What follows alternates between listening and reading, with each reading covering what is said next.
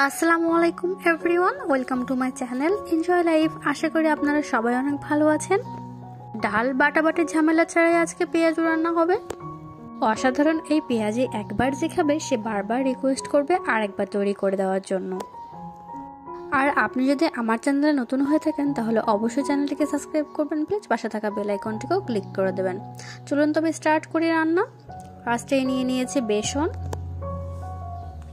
এখানে 1 কাপ মতো বেসন আছে, সাথে রয়েছে চাউলের গুঁড়ি। অবশ্যই চেষ্টা করবেন শুকনো চাউলের গুঁড়ি ব্যবহার করার জন্য। লাগছে পেঁয়াজ কুচি, মিডিয়াম সাইজে 2টি পেঁয়াজ নিয়ে নিয়েছি এখানে আমি। স্বাদ অনুযায়ী কাঁচামরিচ কুচি। কাঁচামরিচটাকে একটু বেশি কুচি কুচি করে কাটতে হবে। এই সব উপকরণের সাথে অ্যাড করে দেব হচ্ছে একটু খাবার সোডা।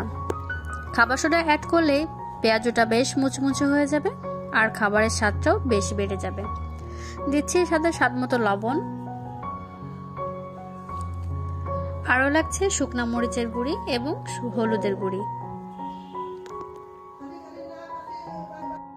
একে একে সবগুলো উপকরণ আমরা দেখে নিলাম, এরপরে ম্যারিনেশন চলে যাব। এখানে 1 কাপ মতো বেসন নিয়েছি, তার মাঝে দিয়ে দিচ্ছি আধা কাপ পরিমাণে চাউলের গুঁড়ি, সামান্য পরিমাণে খাওয়ার সোডা বা বেকিং সোডা, দিচ্ছি লবণ, মরিচের গুঁড়ি, হলুদের গুঁড়ি, পেঁয়াজ কুচি,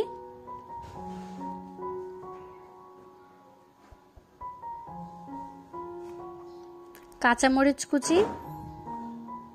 সবগুলো উপকরণ অ্যাড করা হয়ে গেছে। এবারে শুকনো উপকরণগুলো হাতের সাহায্যে খুব ভালো করে মিক্সড করে নিতে হবে। এই কাজটা চাইলে স্পুন দিয়েও করতে পারেন, বাট হাত দিয়ে করলে বেশি মজাদার হয়।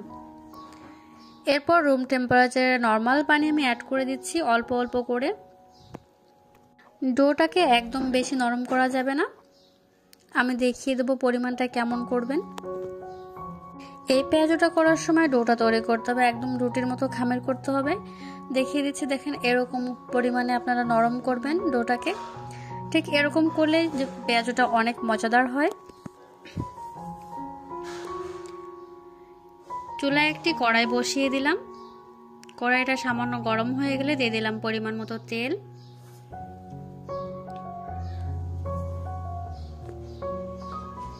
তেলটা গরম হওয়ার জন্য অপেক্ষা করছি। তেলটা গরম হয়ে গেলে পেঁয়াজগুলো ছাড়তে শুরু করব। হাতে খানিকটা ডো নিয়ে আমি ছাড়তে শুরু করেছি। আমি কোনো শেপ দিচ্ছি না, দেখতে পাচ্ছেন আমি আস্তে করে ছেড়ে ছেড়ে দিচ্ছি অল্প অল্প টুকরো নিয়ে নিয়ে। আপনারা একটু দেখলেই বুঝতে পারবেন খেয়াল করে। এই পেঁয়াজটাতে কোনো শেপ দেওয়া লাগে না।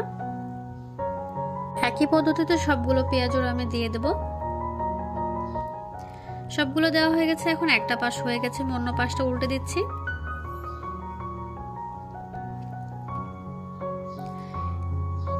এভাবে করে ভাজতে হবে অল্প আঁচে। এই সময় খেয়াল রাখতে হবে চুলার আঁচটা যেন একদম লো ফ্লেমে থাকে।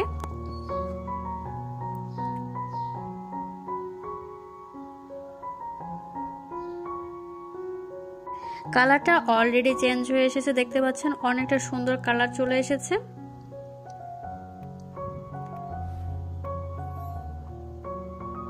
যারা আগে থেকে আমার চ্যানেলটিকে সাবস্ক্রাইব করেছেন তাদের অসংখ্য ধন্যবাদ প্রতিদিন লাইক, কমেন্ট এবং শেয়ার করার জন্য। পেঁয়াজগুলো কালার দেখে বোঝা যাচ্ছে যে এগুলো একদম তৈরি হয়ে গেছে, তাই উঠিয়ে নিয়েছি। একই পদ্ধতিতে আমি আরও কিছু পেঁয়াজ তৈরি করে নিচ্ছি।